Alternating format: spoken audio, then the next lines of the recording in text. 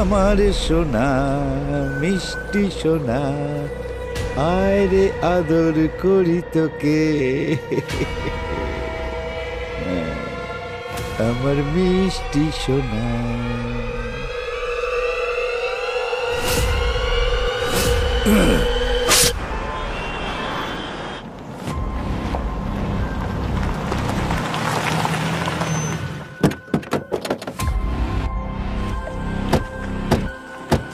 Excuse me, সবাই সরে যাও।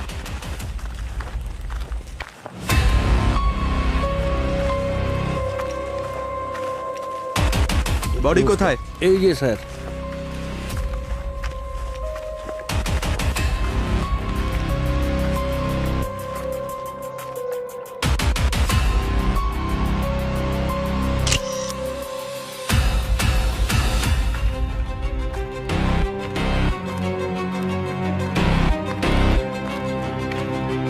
ওয়ার্কারদের ডাকো, আগে বডি বের করো। অক্ষয়, অমল, এসো, বডিটা বার করো বাইরে।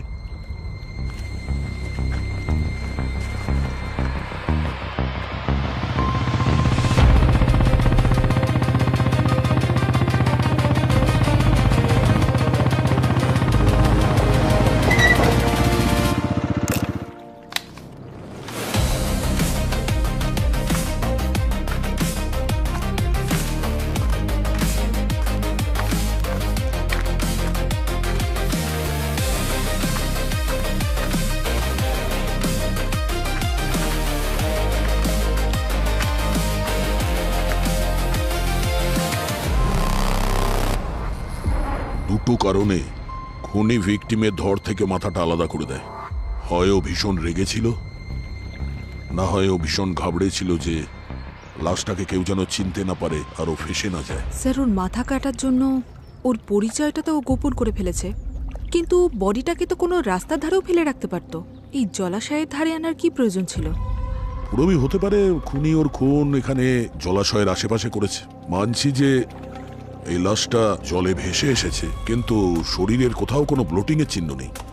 তার মানে বডি জলে বেশিক্ষণ ছিল না। স্যার, এই ড্রেসটা কিন্তু ভীষণ দামি, সিল্ক স্যাটিনের। মনে হচ্ছে কোনো পার্টিতে গিয়েছিল। পুরোই একটা ব্যাপার নোটিস করেছো? এই যে ও ভেতরে যে ড্রেসটা পরে আছে ওটা ওয়ান পিস, আর ওপরে ব্র্যান্ডেড যে জ্যাকেটটা পরেছে হুডি দেওয়া, এটা কোথাও ম্যাচ করছে না। আচ্ছা, ও জ্যাকেট কেন পরবে ওয়ান পিসের ওপরে? স্যার, হতে পারে হয়তো ও কোনো পাবলিক ট্রান্সপোর্ট ইউজ করছিল, আর ও ড্রেসটা রিভিলিং ছিল, তাই নিজেকে ঢাকার জন্য পরেছিল। কিন্তু ও লুকোতে কি চাইছিল? নিজের ড্রেসকে, না নিজের পরিচয়, না নিজের চেহারা? স্যার, হ্যাঁ স্যার, ও এখানকার পরিষ্কারের কন্ট্রাক্ট নিয়েছে। ওই পুলিশকে ফোন করেছিল। তো আপনি এখানে রোজ আসেন? হ্যাঁ স্যার, মীরা রোড থেকে বান্দ্রা আমাদেরই এলাকা। রোজ সকাল 6টা থেকে 9টা আমাদেরই ডিউটি এখানে। তার মানে এই লাশটা ভেসে এসেছিল তোমার কালকের শিফটের পরেই, নাহলে তুমি তো দেখতে পেতে। হ্যাঁ স্যার, আর কাল সকালে তো জলও কম ছিল। আমি আজ সকালে যখন এখানে আসলাম তখন পাথরে কিছু আটকে ছিল মনে হলো। আমি ভাবলাম কোনো থলে টলে হবে হয়তো। কাছে গিয়ে যখন দেখলাম তখন এই সব। স্যার, স্যার এদিকে আসুন। হ্যাঁ ভূমি, স্যার, এখানে কিছু রক্তের দাগ পাওয়া গেছে, কিন্তু খুবই সামান্য। যদি এই লাশটা এখানে জলে ভেসে আসে তো এই রক্তের দাগ পাথরে কি করে এলো? আচ্ছা, এরকম নয় তো যে এই লাশ এখানে এই পাথরের আশেপাশে কাটা হয়েছে, কিন্তু এখানে তো এত রক্ত দেখতে পাচ্ছি না। তার মানে এই লাশ জলের সাথেই ভেসে এসেছে এখানে। আচ্ছা, আর কিছু পেয়েছো? মোবাইল ফোন, ব্যাগ কিংবা কোনো আইডি? না স্যার, ওয়ার্কার্সদের জিজ্ঞাসা করেছিলাম, কিন্তু তারাও কিছু পায়নি। বস, এই চুলটা দেখো। এই চুলটা সিনথেটিক, যেমন উইগে ব্যবহার হয় সেরকম। আর এইটা আমি ভিকটিমের জ্যাকেট থেকে পেয়েছি। ও, তাহলে হতে পারে ভিকটিম কোনো উইক পরেছিল বা কোনো উইক পরা লোকের সঙ্গে দেখা করেছিল। হতে পারে। আরো একটা কথা বস, এই দেখো, এই নখটাও আসল নয়, নকল। ভালো করে দেখো, খুব অদ্ভুত ভাবে মুড়ে আছে, দেখতে পাচ্ছ? আর ওর নখ আর ওর আঙুলের চামড়ার মাঝখান থেকে আমি এইটা পেয়েছি। এতে পিচ আর সিমেন্ট মিশে আছে। কি বলছো? পিচ? বস, আমার মনে হয় ভিকটিম খুব জোরে এই পিসটাকে ধরেছিল, চেপে ধরেছিল। কিন্তু এই লাশটাকে তো আমরা জলাশয়ের আশেপাশে পেয়েছি, সেখানে পিচ জাতীয় কিছু ছিল না। তার মানে স্যার খুন কোনো রাস্তায় হয়েছে, তারপর ও লাশটাকে ওরা জলে ফেলে দিয়েছে। সালুকে স্যার, ডেড বডির পাশে যে রক্তের দাগ পাওয়া গেছিল তার ব্যাপারে আপনি কি বলবেন? ওর একটা ঘটনা আছে, আমি বলছি। ব্যাপারটা হচ্ছে ব্লাড ক্লটিং শুরু হয়েছিল। ইনফ্যাক্ট মেডিকেল টার্মে একে লিভার মর্টিস বলে। এতে কি হয়, ব্লাড ক্লট হতে শুরু করে, আর মানুষের যদি কেটেও যায় তবে রক্ত বেরোয় বটে কিন্তু পড়ে না। আর ওই লিভার মর্টিসের জন্যেই রক্তের ছাপ পাওয়া গেছে। তাহলে কজ অফ ডেথটা কি? জলে ডোবা নাকি গলা কেটে খুন? জলে ডুবে তো এর মৃত্যু হয়নি, কারণ এর ফুসফুসের মধ্যে আমি একটুও জল পাইনি। আর এর মৃত্যু রাত 1টা থেকে 5টার মধ্যে হয়েছে। কজ অফ ডেথটা কি সেটা এখনো জানতে বাকি আছে। আরো একটা কথা,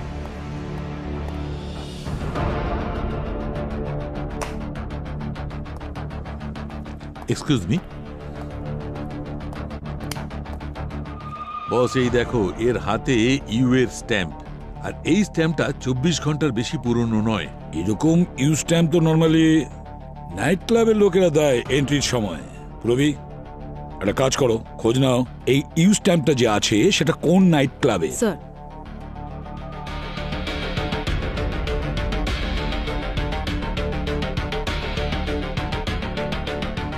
স্যার এই স্ট্যাম্পটা তো কোনো ক্লাব ইউনিভার্সের। Club universe? ক্লাব ইউনিভার্স তার মানে হলো এই মেয়েটি খুন হওয়ার রাতে ওই নাইট ক্লাবেই ছিল। এখনই এই কেসের প্রথম সূত্র এই ক্লাব ইউনিভার্স থেকে নিশ্চয়ই পাওয়া যাবে। স্যার, আমি ক্লাব ইউনিভার্সের সোশ্যাল মিডিয়া হ্যান্ডেল চেক করেছি। সোরিয়াল হেয়ার কেয়ার নামের একটা ব্র্যান্ডের লঞ্চ ছিল কাল রাতে। বিউটি ইন্ডাস্ট্রির অনেকেই ওখানে হাজির ছিল। লঞ্চের পর ওদের পার্টি প্রায় রাত 1টা অবধি চলেছিল। ও, তার মানে ওই পার্টিতে যত লোক এসেছিল, যত গেস্ট এসেছিল, তাদের লিস্ট পাওয়া যেতে পারে। হ্যাঁ স্যার।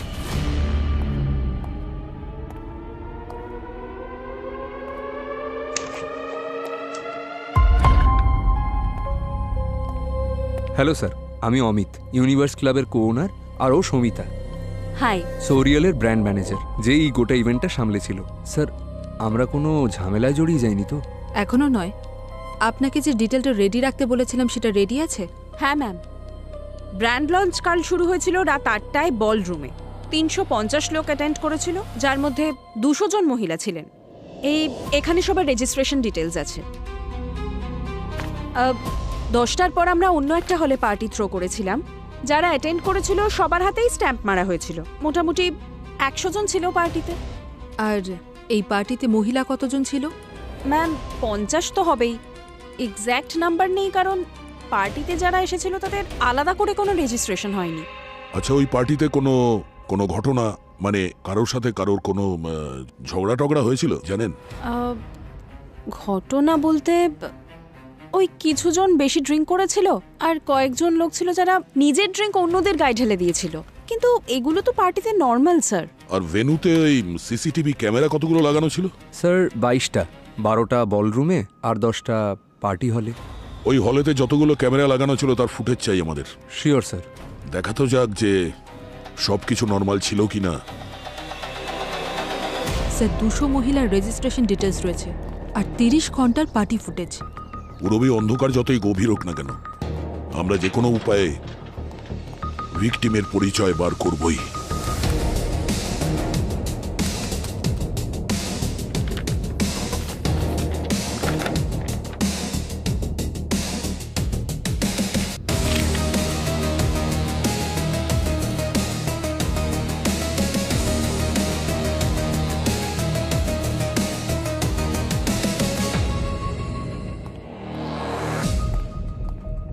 ক্লাব ইউনিভার্সের কথা অনুযায়ী 200 মেয়ের মধ্যে আনুমানিক 50 জন পার্টি অ্যাটেন্ড করেছিল।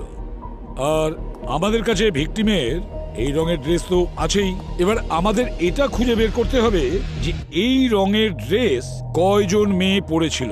মেয়েটার লাশ দেখে মনে হচ্ছে ওর হাইট 5.5 ফুট ছিল, আর ওয়েট 60 থেকে 65 কিলো হবে। তাহলে এবার খুঁজে দেখো ওই সব মেয়ের প্রোফাইলে ওই লাশের প্রোফাইলের সঙ্গে ম্যাচ করছে কি না। স্যার এরকম পোশাক পরা 12টা মেয়ের প্রোফাইল পিকচার ম্যাচ করছে। আর স্যার, এদের মধ্যে থেকে 8 জন মেয়ে পরের দিন ক্লাব ইউনিভার্সকে তাদের সোশ্যাল মিডিয়া হ্যান্ডেলে ট্যাগ করেছিল। তার মানে ওরা তো সেফ। চলো যায়।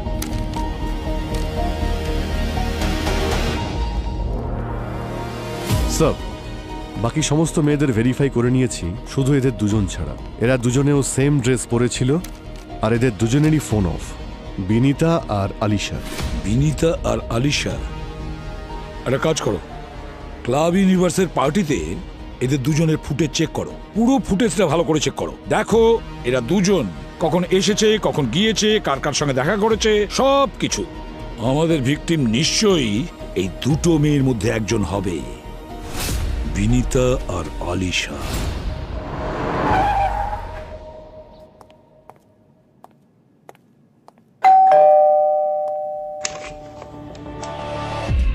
কাকে চাই? বিনিতা? হ্যাঁ, আপনারা কারা? সিআইডি। আপনারা সিআইডি থেকে এসেছেন? হ্যাঁ ম্যাডাম, এই ওর মুখটা এরকমই, নিয়ে যান একে। তুই জানা, ভেতরে যা, তোকে মজা দেখাচ্ছি আমি। হ্যাঁ বলুন, কি ব্যাপার? তুমি কালকে রাতে ক্লাব ইউনিভার্সে ছিলে না? কটায় বেরোলে?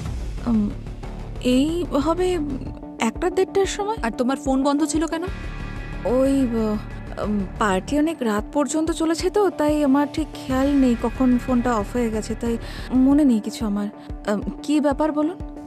Routine check. Thank you.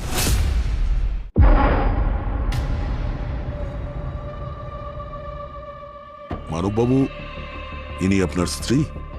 হ্যাঁ স্যার, এ আলিশা। লাস্ট নাইটের ইভেন্টেরই ভিডিও মনে হচ্ছে। শেষবার কখন কথা হয়েছিল আপনার আলিশার সঙ্গে? কাল যখন ও সোরিয়াল ইভেন্টের জন্য তৈরি হয়ে বেরোচ্ছিল তখনই। অ্যাকচুয়ালি স্যার, আমাদের স্যালনও ইনভিটেশন পেয়েছিল, আর আমাদের জন্য এটা বেশ বড় ব্যাপার। অ্যাকচুয়ালি আমি বেশ ব্যস্ত ছিলাম, সেই জন্য একাই গেল। তাহলে ইভেন্টের পর অনেক রাত পর্যন্ত যখন উনি বাড়ি ফেরেননি, তখন আপনি ফোন করেছিলেন তো ওনাকে? না স্যার, অ্যাকচুয়ালি কি বলুন তো, পার্টিটা তো বেশ রাত অবধি হওয়ার কথা, এবং ওর একজন বন্ধু এসেছিল বাইরে থেকে, যার কাল রাত্রে মুম্বাইতে থাকার কথা। আমার মনে হলো রাত্রে দুজন একসাথেই আছে, আর যথারীতি সকালে ঘুমোচ্ছে, সেই কারণে আমি আর ফোন করিনি। হ্যাঁ, কি নাম বললে?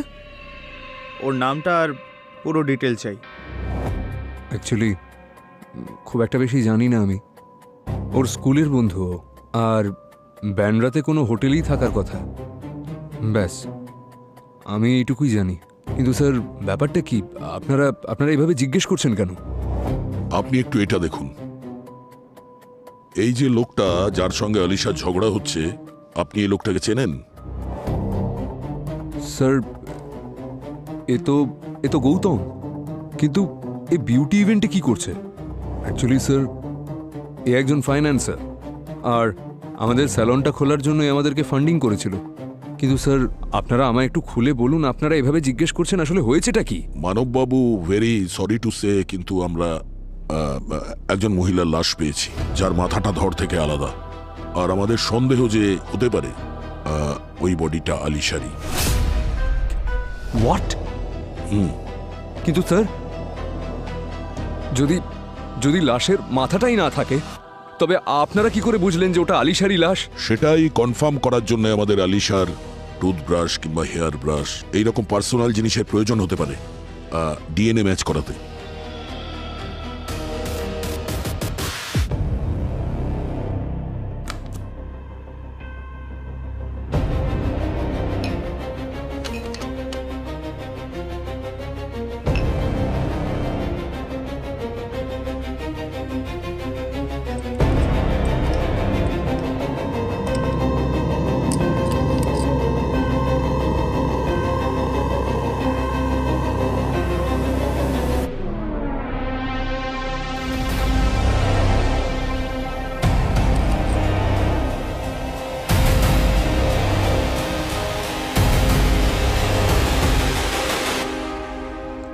হ্যাঁ বস, আমি এই টুথব্রাশ থেকে যে ফিঙ্গারপ্রিন্ট পেয়েছি সেটা ভিকটিমের ফিঙ্গারপ্রিন্টের সঙ্গে ম্যাচ করেছে। তার মানে এই ডেড বডিটা আলিশারি বডি। এই আলিশা আর মানবের স্যালনের জন্য ফান্ডিং আপনি করেছিলেন? আগে হ্যাঁ, 30 লাখ টাকা। ওই 6 মাস আগে কিছু আমাদের ওই পুনা আর আহমেদাবাদে একটা ফ্র্যাঞ্চাইজি খুলতে চেয়েছিল। এখন দেখুন 1 বছর হয়ে গেল, না টাকা পয়সা ফেরত দিল না ফ্র্যাঞ্চাইজি খুললো। তাহলে রাগ তো খুব হয়েছে আপনার। রাগ তো খুবই হয়েছিল, তবে নিজের ওপর। অনেস্টলি স্যার, আমি ভেবেছিলাম যে ইয়াং কাপল, অ্যাম্বিশাস, আমার সাপোর্ট করা উচিত, কিন্তু দেখলাম দুজনেই ফ্রড। আর যখন আমার অফিস থেকে ওদের বারবার ফলো আপ করলো, তখন পরশুই আমাকে আলিশা ফোন করেছিল, বললো আমার সঙ্গে একা দেখা করতে চায়। কোথায়? ক্লাব ইউনিভার্সে? আগে হ্যাঁ স্যার। বলতে কি চাইছিল? স্যার ও চাইছিল যে আমি ওর নিজের ইন্ডিপেন্ডেন্ট ব্র্যান্ডে ইনভেস্ট করি। নিজের? তার মানে মানবকে ছাড়া? আগে হ্যাঁ স্যার, কিন্তু আমার মনে হচ্ছিল যে ওদের বোধহয় ডিভোর্স হতে চলেছে। অদ্ভুত একটা ফ্রাস্ট্রেটেড লাগছিল ওকে। বলছিল যে আমি মানবের দয়ায় বেঁচে নিই, যদি আমি না থাকতাম তাহলে মানব এই বিজনেস কবে লাঠে তুলে দিত। কিন্তু আপনারা এসব কথা আমাকে জিজ্ঞেস করছেন কেন? আপনি ওই ক্লাব ইউনিভার্স থেকে একা বেরিয়েছিলেন নাকি ওর সঙ্গেই? না স্যার, যখন আমি ফান্ডিং করতে রাজি হলাম না, তখন ও সেখান থেকে রেগে বেরিয়ে যায়। তারপর 15 মিনিট পর যখন বেরোলাম, তখন ও ট্যাক্সির জন্য ওয়েট করছিল। আমি বললাম যে আমি ওকে বাড়ি ছেড়ে দিতে পারি, কিন্তু রাজি হলো না। কত টাইম হয়েছিল তখন? আর আচ্ছা, ট্যাক্সির জন্য যখন ওয়েট করছিল তখন ওই জ্যাকেট মানে হুডিটা পরেছিল? হুডি? না স্যার, হুডি তো ও পরেনি, কিন্তু হ্যাঁ ওর ব্যাগটা পড়ে গিয়েছিল, আর ব্যাগের থেকে একটা জ্যাকেট বেরিয়ে পড়েছিল। ও তাড়াতাড়ি জ্যাকেটটা ভেতরে ঢুকিয়ে নেয় আর বলতে থাকে ট্যাক্সি বা অটোতে জ্যাকেট পরে থাকাটা অনেক সেফ। আর স্যার, যদি টাইমের কথা বলেন তাহলে প্রায় 12:30 নাগাদ আমি বেরিয়ে পড়ি। কিন্তু স্যার, আপনি এসব কথা আমাকে জিজ্ঞেস করছেন কেন? আবার ওই হাজব্যান্ড ওয়াইফ কিছু ফ্রড করেছে নাকি? একটা মার্ডার কেস হয়েছে। কালকে মীরা রোডে একটা খালের পাশে আমরা আলিশার বডি পেয়েছি। ও মাই গড! আর আশ্চর্যের বিষয় হলো এটাই যে ওর দেহ থেকে মাথা বিচ্ছিন্ন ছিল। আসলে আলিশার সঙ্গে শেষবার আপনিই দেখা করেছিলেন, তাই যতক্ষণ না এই কেসটা সলভ হচ্ছে আপনি শহরের বাইরে যাবেন না। Okay sir.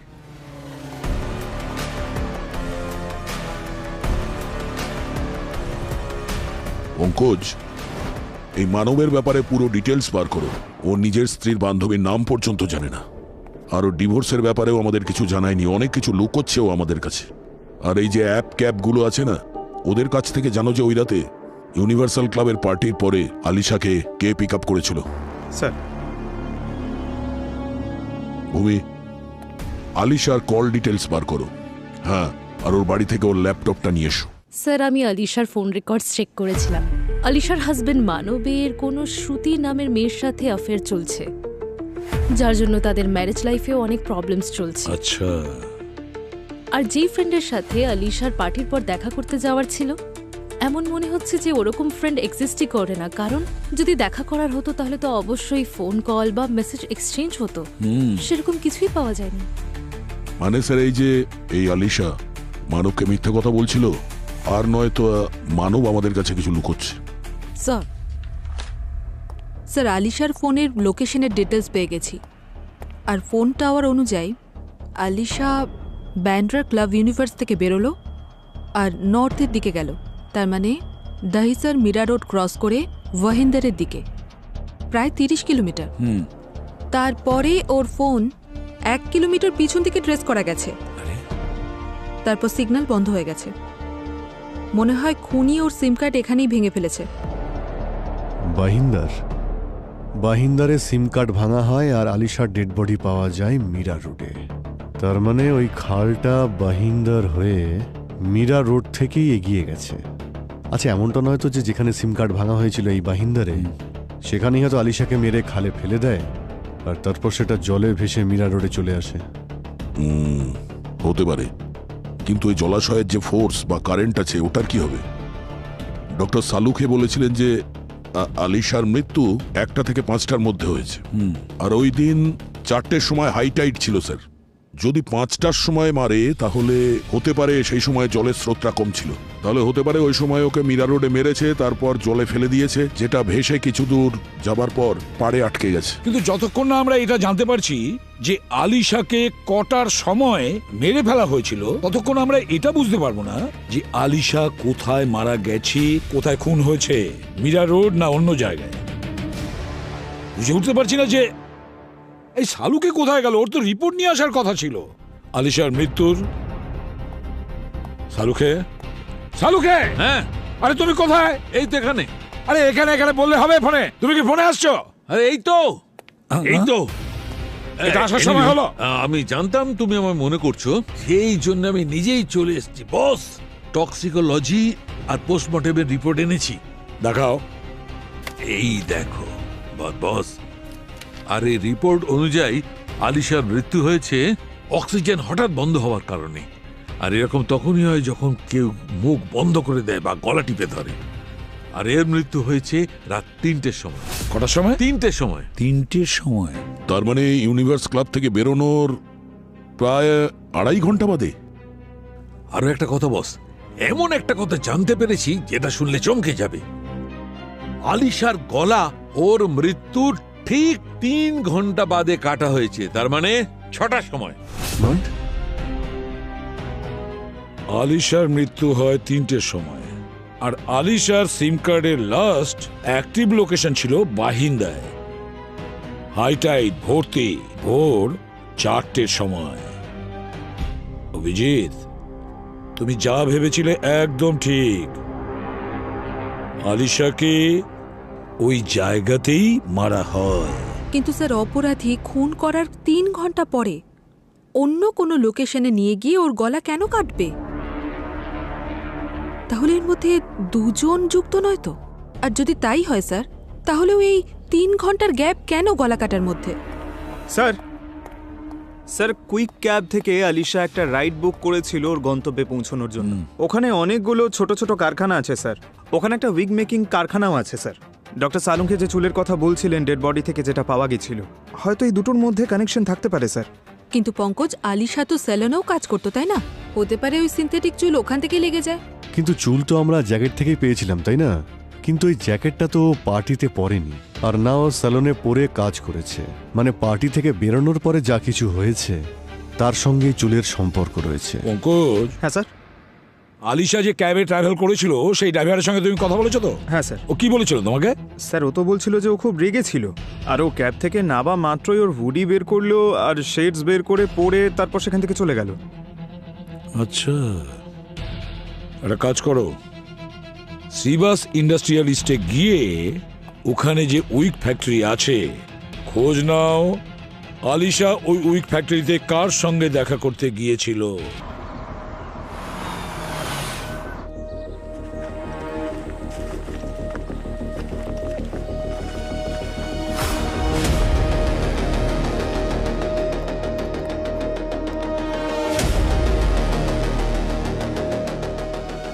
Excuse me. Yes sir.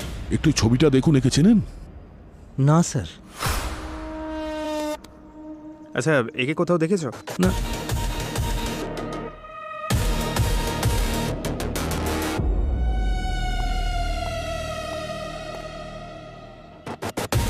Excuse me ma'am, একটু এই ছবিটা দেখুন।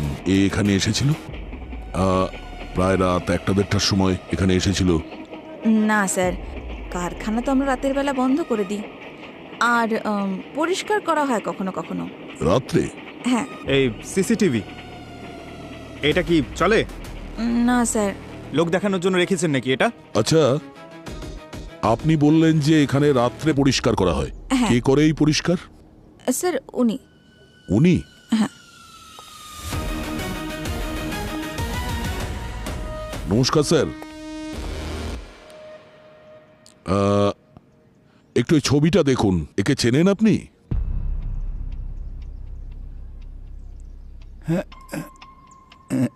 খুব মিষ্টি বাচ্চা তো, কিন্তু ফটোতে খুব একটা ভালো লাগছে না।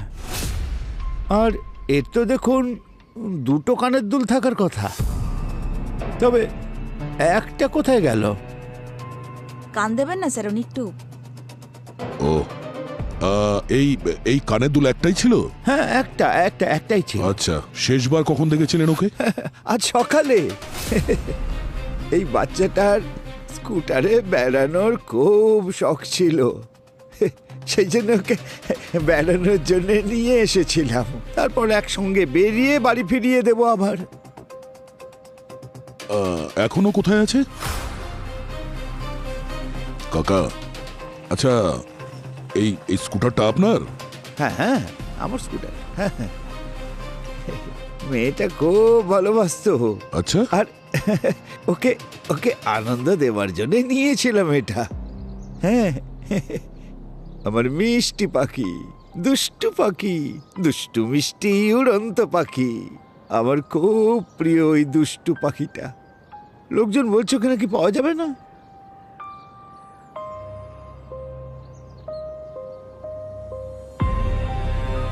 দেখাবো? দেখান।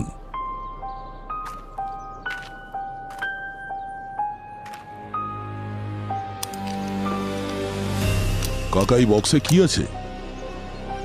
হ্যাঁ, আমার মিষ্টি পাখি, দুষ্টু পাখি, আমার দুষ্টু মিষ্টি উড়ন্ত পাখি, কি মিষ্টি বাচ্চা আমার।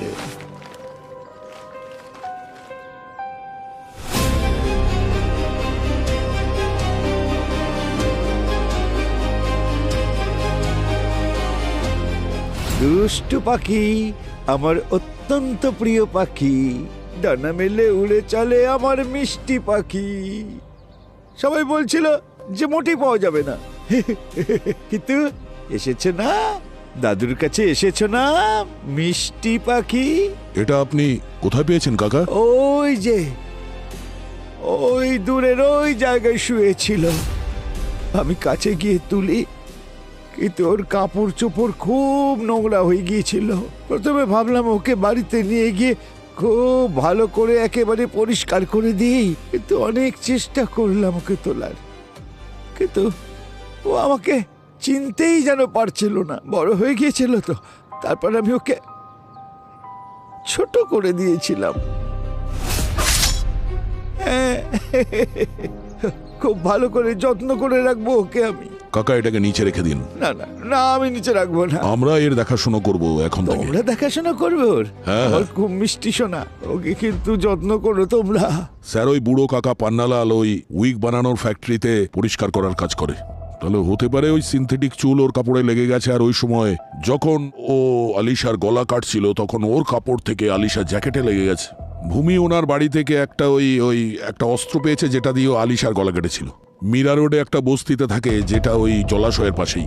স্যার, কিন্তু যদি ওনার স্মৃতিশক্তি এতটাই খারাপ হয়ে থাকে তাহলে বাড়ি থেকে অফিসে যাওয়ার রাস্তাটা কি করে মনে আছে ওনার? পঙ্কজ, কিছু জিনিস কোর মেমারিতেই থেকে যায়। 40 বছর ধরে একই রাস্তা দিয়ে যাতায়াত করেছেন, সেই জন্য এটা ওনার অভ্যেসে পরিণত হয়ে গিয়েছে। ওনার নাতনি মাত্র 4 বছর বয়সে মারা গিয়েছিল। তখন উনি খুব বড় মানসিক আঘাত পেয়েছিলেন। ওনার সাইকিয়াট্রিস্ট বললেন যে এখন ডিমেনশিয়ার জন্য ওনার স্মৃতি আর ট্রমা একসঙ্গে মিলে আবছা হয়ে গেছে। উনি কি করেন কি করেন না এক্স্যাক্টলি উনি জানেনই না। আর কাউকে গলা টিপে মারতে গেলে শক্তির প্রয়োজন। বুড়ো পান্নালাল এটা করতেই পারে না। একটা কথা পরিষ্কার যে এই খুন পান্নালাল করেনি। খুনি সেই যে আলিশার বডি ওই জলাশয়ে ফেলেছিল। পান্নালাল ওই বডিটা পায় জলাশয়ের কাছে, শ্রীবাস ইন্ডাস্ট্রিয়ালিস্টে নয়। মানছি যে ওর ক্যাব ড্রাইভার আমাদের বলেছে যে আলিশাকে ওই শ্রীবাস ইন্ডাস্ট্রিয়ালিস্টেই ছেড়ে দিয়ে এসেছিল। যদি আলিশা শ্রীবাস ইন্ডাস্ট্রিয়ালিস্টে গিয়ে থাকে তাহলে কেউ না কেউ তো তখন দেখেছে, কিন্তু কেউ ওকে দেখতে পায়নি। এটা কিভাবে সম্ভব? পুরবী, পঙ্কজ, শ্রীবাস ইন্ডাস্ট্রিয়ালিস্টে গিয়ে খোঁজ নাও, সিকিউরিটিদের কাছে জিজ্ঞাসাবাদ করো যে ওরা কোনো হুডি জ্যাকেট পরা অবস্থায় মহিলাকে ঢুকতে দেখেছিল। যদি আলিশা ওই উইক ফ্যাক্টরিতে না গিয়ে থাকে তাহলে অন্য কোনো কাজে নিশ্চয়ই গিয়েছিল। কারোর সঙ্গে দেখা করতে গিয়েছিল নাকি অন্য কোনো স্বার্থে?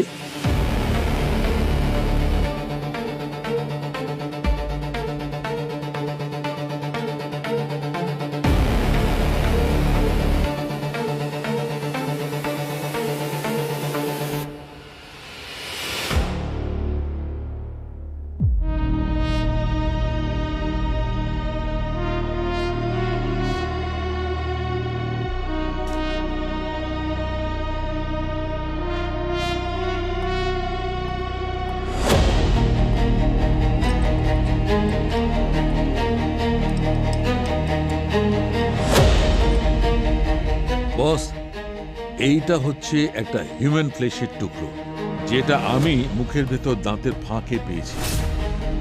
আমার মনে হচ্ছে ও ওর অ্যাটাকারকে খুব জোরে কামড়েছে। আর একটা কথা,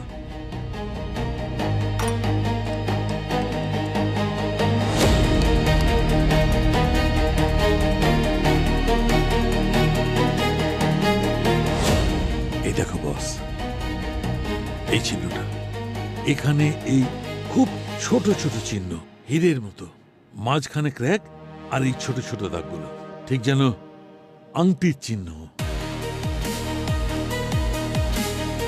আমার তো মনে হচ্ছে একে খুব কাছ থেকে হয় থাপ্পড় মেরেছে, নয় ঘুষি মেরেছে, বা হয়তো উল্টো হাত দিয়ে ওকে থাপ্পড় মেরেছে, তাই আংটির ছাপ ওর গালে পড়েছে। তাহলে এটা কোল্ড ব্লাডেড কিলারের কেস নয়, ডোমেস্টিক ভায়োলেন্সের কেস। স্যার, আলিশার স্বামী মানব, ওর হাতেও এইরকম আংটি ছিল স্যার।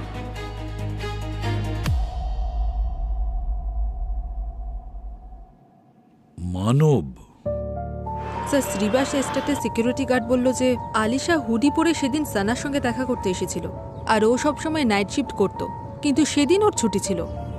আর আলিশা যখনই এই কথাটা জানতে পারলো, ও ঘাবড়ে গেল। যখন ঘাবড়ে গিয়ে ওখান থেকে বেরোলো, অটো পেল না ও, তখন ওখানকার সিকিউরিটি গার্ড ওকে অটো খুঁজে দিল। এই আলিশা সানাকে ফোন কেন করেনি? হতে পারে এই সানা ফোনটা তোলেনি, কিংবা আলিশা নিজেই ওখানে পৌঁছে গেছে। স্যার, ও হয়তো এখানেই ওর বাড়ি এসআরএ কমপ্লেক্সে থাকে, আর এটা শ্রীবাস থেকে 15 মিনিটের দূরত্ব। স্যার, ও আসতো কখনো কখনো, কিন্তু প্রতিবারই ও নিজের মুখটা কখনো হুডিতে বা কখনো ওড়না দিয়ে ঢেকে রাখতো। ও বলতো যদি কেউ চিনে ফেলে তাহলে ওর পুরনো জীবনের সত্যিটা সবার সামনে চলে আসবে। পুরনো জীবন মানে? ও কি তোমার সঙ্গে কাজ করতো? হ্যাঁ ম্যাম, আমরা একসঙ্গে মিলেই তেল আর শ্যাম্পুর প্যাকেজিং এর কাজ করতাম। তারপর ডেলিভারি করতে শুরু করলো। মেয়েটা শান্ত, দেখতে সুন্দর, গ্র্যাজুয়েটও ছিল, কিন্তু স্যারও 1 নম্বরের শেয়ানা ছিল। একদিনও স্যালনের মানব স্যারের সঙ্গে দেখা করলো, আর তারপর কি জাদু করলো কে জানে। কিছুদিন পরেই সে আমায় বললো যে ও নাকি বিয়ে করছে। ওর তো গোটা লাইফটাই বদলে গেল। ও পরশু রাতে কেন এসেছিল দেখা করতে? তুমি ওকে বলনি যে তুমি বাড়িতেই আছো? স্যার, ও যদি ফোন করতো তাহলে বলতাম না যে আমি বাড়ি আছি। ও তো এমনিই চলে আসলো। বিয়ের পর তো ওর অ্যাটিটিউডটাই বদলে গিয়েছিল স্যার। যখন খুশি চলে আসতো, আর যত রকম অদ্ভুত অদ্ভুত কাজ নিয়ে আসতো। খুব অসভ্য ছিল, কিন্তু টাকা ঠিকঠাক দিত। একদিন এসে বলল যে মানবের নাকি শ্রুতি নামে একটা মেয়ের সঙ্গে সম্পর্ক আছে। ও প্রমাণ চাইছিল, আর হয়তো ডিভোর্সও দিতে চেয়েছিল।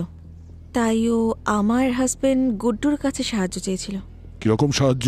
আর গুড্ডু কি করে?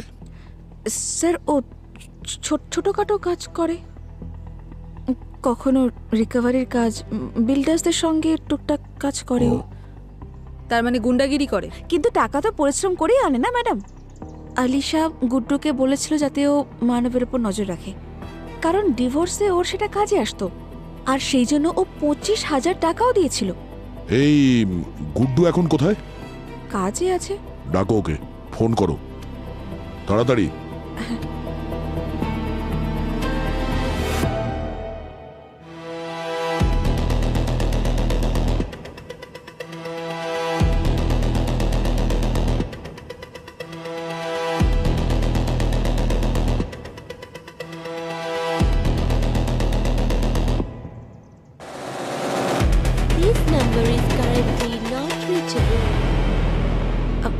ম্যাম, ফোনে পাচ্ছি না, আউট অফ নেটওয়ার্ক এরিয়া বলছে।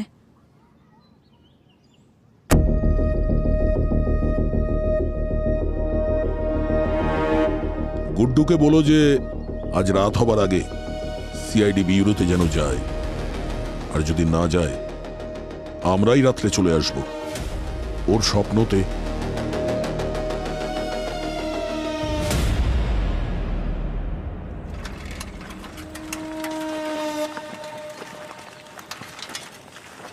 রবি,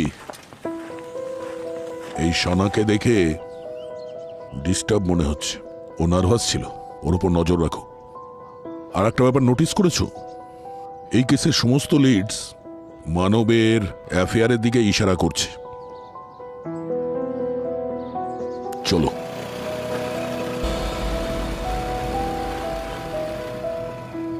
মানবা একটা কথা বলবো? ধরে নাও তোমাকে কেউ খুব খারাপ ভাবে ফাঁসিয়ে দিয়েছে, এমনকি তোমাকে চিটিংও করেছে, তাহলে তুমি কি করবে? তখন কোর্টে যাবে আর তার বিরুদ্ধে চিটিং এর অভিযোগ জানাবে, আর তুমি কোর্টে গিয়ে ওই কেসে জিতে যাবে। আর জেতার পরে তুমি কি পাবে? ওই লোকের কাছ থেকে তুমি তোমার ক্ষতিপূরণ পাবে। হয়তো সেই লোক তার প্রপার্টি বিক্রি করবে বা ব্যাংকে যা আছে সেটা উইথড্র করে তোমাকে দিয়ে দেবে। তাছাড়া শুধু এটুকুই নয়, সমাজে ওর বদনাম ছড়াবে। ওর যদি কোনো ব্যবসা থাকে সেটারও লোকসান হবে। তাহলে সেই লোক কি করবে? তখন ভিখারি তো হতে পারবে না। তখন ও কি করবে? ও তার রাস্তা থেকে তোমাকে সরিয়ে দেওয়ার চেষ্টা করবে, যেমন তুমি তোমার রাস্তা থেকে আলিশাকে সরিয়ে দিয়েছো, তুমি আর শ্রুতি দুজনে মিলে। স্যার, এতে আমার কোনো হাত নেই। ফ্র্যাঙ্কলি স্পিকিং স্যার, মানবের সঙ্গে যদি আমার অ্যাফেয়ার নাও থাকতো, তাও ওদের মধ্যে ডিভোর্সটা হতোই। দেখুন, মানব আর আলিশা তো সারাক্ষণ শুধু ঝগড়াই করতে থাকতো স্যার।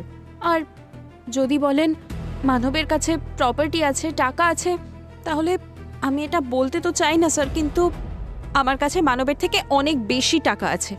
আমি তো স্যার মানবকেও টাকা পয়সার জন্য ভালোবাসিনি। আমি এসবের কিচ্ছু জানি না। তুমি আর আলিশা ভীষণ ঝগড়া করতে, তাই না? তোমাদের দুজনের মধ্যে এতটাই ঝগড়া ছিল যে একদিন রাগের মাথায় উল্টো হাতে ওকে থাপ্পড় মেরেছো। এত জোরে থাপ্পড় মেরেছো যে তোমার হাতে যে আংটি পরা রয়েছে তার ছাপ পড়েছে ওর গালে। হোয়াট? তুমি তুমি আলিশার গায়ে হাত তুলেছিলে? না না স্যার, এমনটা নয়। তুমি ওকে মারছিলে, ও পালাচ্ছিল, তুমি ওকে তাড়াও করেছিলে। মারামারি রাস্তাতে পৌঁছয় আর ও নিজেকে বাঁচাতে গিয়ে তোমার হাতে কামড়ে দেয়। তোমার হাতটা দেখাও। দেখাও। তারপর তুমি ওকে খুন করো। এমনটা নয় স্যার, আমি ওর গায়ে হাত তুলেছিলাম, কিন্তু ঝামেলাটা ওই শুরু করেছিল। আসলে ব্যাপারটা এটাই যে ওর মনে হতো আমি কোম্পানির অ্যাকাউন্ট থেকে টাকা চুরি করছি, আরও জানি না কি কি। তারপর আমাকে হুমকি দেওয়া শুরু করলো, ডিভোর্স নিয়ে, অ্যালিমনি নিয়ে। তারপর আমাকে ধাক্কা দিল, তারপর একটা চর মারলো। তারপর যখন ব্যাপারটা সীমা পার করলো তখন আমিও হাত তুললাম। তারপর স্যার, তারপরেও নিজের ঘরে গিয়ে চুপচাপ পার্টির জন্য তৈরি হতে লাগলো। কিন্তু স্যার, এই চিহ্নটা যে আমার হাতে কখন এসছে আমি জানিও না। সব মনে পড়ে যাবে। ডিএনএ টেস্ট আসার পর বড় বড় খেলোয়াড়দের মনে করিয়ে দেয় মানব।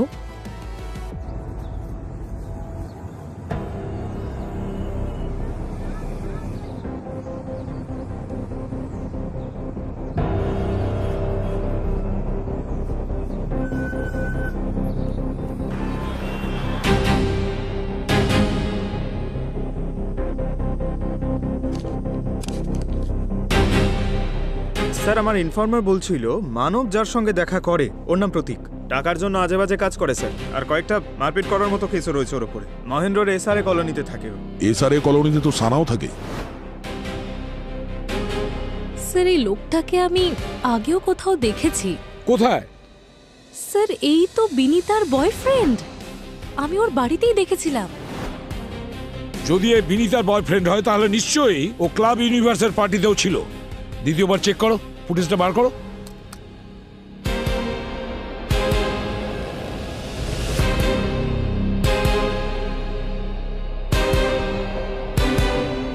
তাহলে এই প্রতীক আলিশার উপরে ড্রিঙ্ক ফেলেছিল। ভূমি, একটু রিওয়াইন্ড করো আর একটু স্লো মোশনে এটা চালাও। Yes sir. এক মিনিট জুম করো তো। এই দেখুন স্যার, যে কেউ দেখে এটা মনে করবে যে প্রতীক আলিশার গায়ে ভুল করে ড্রিঙ্কটা ফেলেছিল, কিন্তু এই সব প্ল্যান ছিল। পিছন থেকে ভিডিও বানাচ্ছে। এবার যে ভিডিও বানিয়েছিল সেই সমস্ত রহস্য ভেদ করবে।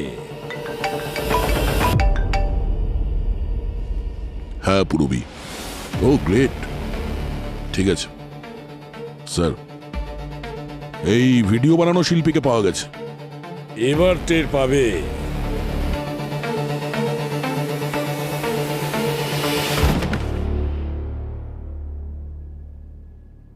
বাহ বাহ বাহ, ষড়যন্ত্রর সমস্ত খেলোয়াড়রাই একই ছাদের তলায়। এবার ঝুলি থেকে বেড়াল বেরোবে। এবার আমি গল্প শোনাবো এই ষড়যন্ত্রের। আলিশা গুড্ডুকে টাকা দিয়েছিল মানবের অ্যাফেয়ারের সম্বন্ধে খোঁজ নেওয়ার জন্য। 25,000।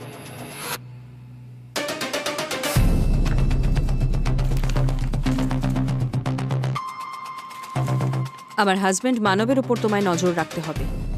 ও কোথায় যায়, কার সঙ্গে দেখা করে, কার সঙ্গে কথা বলে, প্রতিটি জিনিসের খবর চাই আমার, উইথ প্রুফ। মানব তো ওর থেকেও বেশি শেয়ানা। ও গুড্ডুকে ডবল টাকা দিয়েছিল আলিশার অ্যাফেয়ারের ব্যাপারে জানবার জন্য, কারণ ও আলিশাকে অ্যালিমনি দিতে চায়নি, তাই না মানব? কিন্তু এদিকে আলিশার তো কোনো অ্যাফেয়ার ছিলই না। তখন এই ষড়যন্ত্রে এন্ট্রি নেয় প্রতীক বাবু। প্রতীক যে গুড্ডুর বন্ধু ছিল। মানব প্রতীককে ইভেন্টে যাওয়ার জন্য ইনভাইটেশন পাইয়ে দেয়। প্রতীক ওখানে পৌঁছয় আর সুযোগ বুঝে আলিশাকে ধাক্কা দেয়, আর গুড্ডু ফটো তুলে নেয়। কিন্তু আলিশা ওখানে গুড্ডুকে দেখতে পেয়ে যায় আর ও সমস্ত খেলা বুঝতে পারে। আর আলিশা রেগে গিয়ে সানার সাথে দেখা করতে গেল, গুড্ডুকে ভাড়া করার জন্য নয়, বরং এটা জিজ্ঞাসা করার জন্য যে তুমি ওকে ঠকালে কেন। আলিশা তোমার সঙ্গে কথা বলতে এসেছিল না গুড্ডু? হ্যাঁ, প্রাণে কেন মেরে দিলে ওকে? স্যার, এসব ভুল স্যার, আপনারা আমাকে হাসাচ্ছেন স্যার।